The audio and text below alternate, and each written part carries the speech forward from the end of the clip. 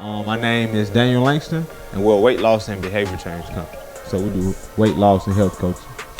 The first thing I like to start off with is a quick activity just of thinking. So imagine something that you have on autopilot. Like, what's something that you think you can do like on autopilot? Like, you borderline don't have to think about it a lot, you could just kind of do it. What's some things y'all think y'all have that's like kind of on autopilot? See, okay, that's a skill. As crazy as that is, come to the Y, bowling, okay, so good. And these are things that could be difficult for some people. Like, for example, getting up, going to a gym. A lot of people I talk to on a day-to-day basis, that's a very hard thing. Another one I put up here was like driving. So for example, that's one literally you can always do in your sleep. You can't really be asleep, but you can borderline.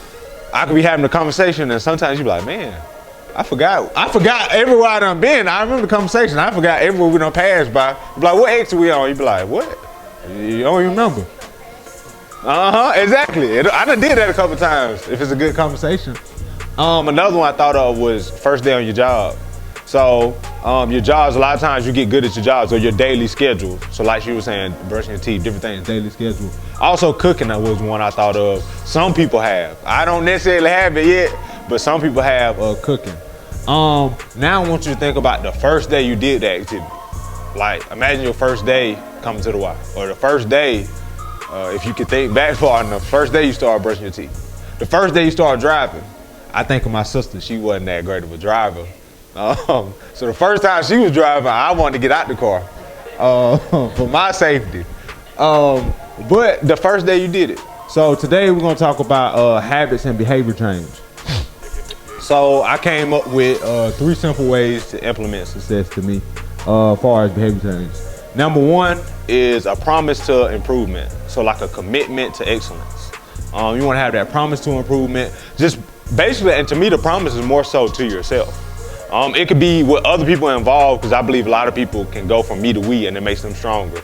But a promise, that you commit to. It don't have to be some grand thing like, I promise to help 1,000 people. No, it could just be a promise to yourself. It don't have to be that big. Number 2, and I think this one's super important, a simple, realistic plan. That's very important, a simple, realistic plan that's really focused on you. It's really focused and it's really dictated for you.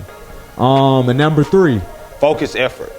I think this one's very important, and this one helps get through a lot of those minor details that happen, the daily battles per se. So focus effort, just conscious thinking, being aware of what I'm doing, why I'm doing it, when I'm doing it, how I'm going to do it. Those little questions help a lot, and it helps you necessarily answer those negative thoughts and negative things that's coming along. How powerful is a habit, right? How powerful is a habit? So a quick story, Miss Melody know I love to give stories. So a quick story, me and my dad were doing my first sport technically. I did sports all throughout my life. My first sport technically was Taekwondo. My dad got me in Taekwondo when he probably was already a black belt when I got into it. So we've been doing it for about 4 or 5 years at this point. I was about 7 or 8 when I got started. And of course I loved it because I used to go to classes all the time. And they used to let me do little stuff for free. Like, you come to class, they may let you participate in an activity or something, which is smart because they basically funnel me in to want to come back more and more. So then anyways, I was going to my dad's sessions anyway. He was like, well, why don't we sign Daniel up for some classes? So I ended up doing it, and we did it for probably about, technically I did it for about 7 years, but I did it under another school for about 2 or 3 years. So we was going to this school back and forth. And at the time I was training about 3 times a week, and my dad was training about 5 times a week. Maybe close to, he stretched probably every day.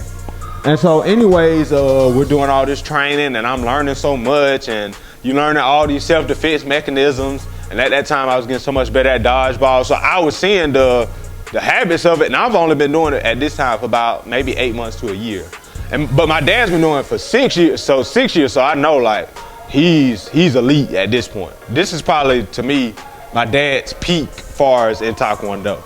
So anyways, one Saturday, it was raining, cats and dogs, bottom fell out, and we live in the country, so we got about a 10-acre front yard and about a 60-acre backyard. So we stay in Midland, and anyways, guy pull up to a house, knock on the door. Knock on the door, I answer the door, recognize him, and he basically demanded to speak to my dad. I'm thinking, okay. So I go get my dad, cause it's raining. So, you know, most people in the country, you ain't gonna never come to somebody's house unannounced, raining. It's just one of them things. Everybody at home, sitting down. Not even watching TV, cause the satellite won't work. So, anyways, my dad comes out, talks to the man. And as soon as my dad comes out the door, before he even closed the door, I hear the man say, hey, I got my shotgun in the car.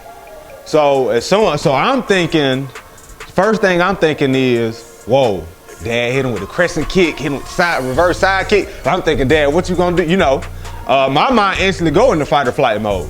But I'm kind of stuck there because I know I can't do anything because I want to kind of see what happens. And then analyzing, and then I'm like, he doing this in front of my mom, my dad, you know, on our doorstep. And so I'm thinking, like, my mind's all over the place, and I'm only 9 at the time. And anyways, I see my dad, and I see my dad look at him. And my dad looks at him, I can tell he like analyzing him. So I'm like, I'm wondering what he thinking at the same time. Like, he probably gonna do this, do that. And then my dad asked him, he asked the man, he look over, he asked the man, and he says, would you like to come in and pray? So then instantly I'm thinking, like, what? It blew me off. And then I could tell the man looks confused, and he actually walks in the house. So then after the man started walking in the house, I'm like, Dad, you done put us all in trouble. You know, we all in danger now. They go to the room, and maybe like 5 minutes after they're in the room, I hear the man bawling, crying. Just bawling out, crying. And what happened was, my dad was doing construction jobs at the time, and he was the middleman. He helped people get bids on their jobs. And he took another guy's bid instead of his bid. And the man felt that my dad was, I guess, scrutinizing him. And the man had a lot of bills coming up and stuff like that. And end up happening, he ended up getting a job that very same day. My dad made some phone calls. He got another job that very same day. But I look back at that situation, I'm like, now 16 years later, I look back, how in the world could that have happened? Because I'm thinking, if you had anything like me, you would have been triggered by that, you know, man comes to your front door in front of your wife and your kids, challenges you, and you've been doing all this training. I would have thought you would have fought him, right? In self-defense. But he also was training his mind. My dad got up every morning, he meditated. That was always since I can ever remember, that was his thing. He'll wake up early, 4 or 5 o'clock in the morning, he meditates and prays. And so I think he created a powerful habit that was a life-changing day. A life-changing day for me, life-changing day for him, a life-changing day for all of us. And the one thing I always thought was that always gave me another option. I never got in fights growing up because that, you know, most people never seen that type of option and it to work out successfully. But it was a powerful habit that my dad created. So this is a little diagram that I have that you can do to basically extinguish or dictate between 2 different habits. So for example, a normal habit of craving, like, let's say, junk food. So what happens is we'll start craving junk food. So what happens is a cue. So we'll get hungry, right? Most of the time, hunger or craving is the cue. That's what triggers us, right? So the routine is, okay, let me go grab, here's a bag of cookies.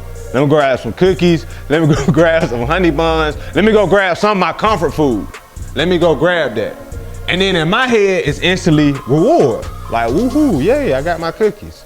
And then guess what? But it's an endless cycle of, oh, now I'm craving more junk food. So guess what? Every time I get hungry or I get that same feeling, then I'm gonna go to junk food. And I'm gonna do that same routine over and over and over again.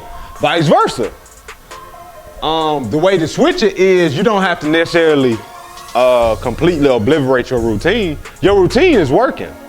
Just change it a little bit. So we're gonna make a shift. So you go from Q, I get hungry. On here, we switch, so we go to a more whole balanced diet. So you switch, you go to the whole balanced diet, right? The reward is, hey, I ate healthy, I feel better, you know? And at the end of it, you feel more accomplished and you want to do it again and again and again. And that starts with creating that habit of, wow, you know, I'm starting to like this. You know, I'm eating healthy, as you would say. You identify yourself as a healthier individual.